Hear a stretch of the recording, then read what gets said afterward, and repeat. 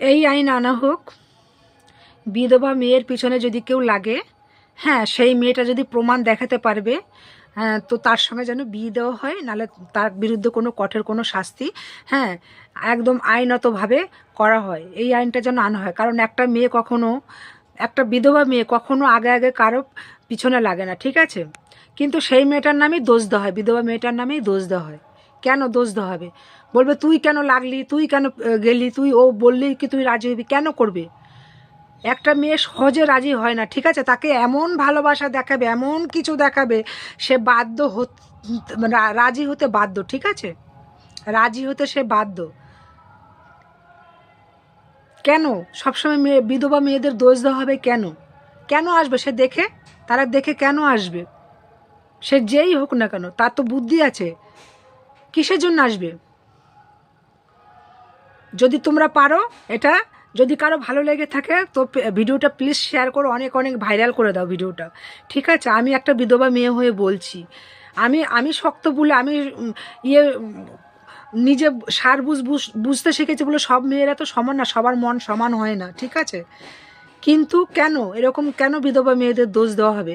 যদি সেই মেয়েটা কোনো প্রমাণ দেখাতে পারে, তার সঙ্গে যেন মানে বিয়ে দিতে বাধ্য হয়, নাহলে তার কোনো কঠোর কোনো শাস্তি দাবি করুক, জানাবো আমি।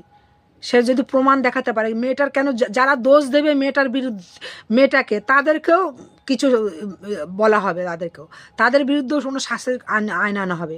কেন একটা বিধবা মেয়েকে এরকম দোষ দেবে সবসময়ের জন্য? স্বামী বিবেকানন্দ কি বলেছিল?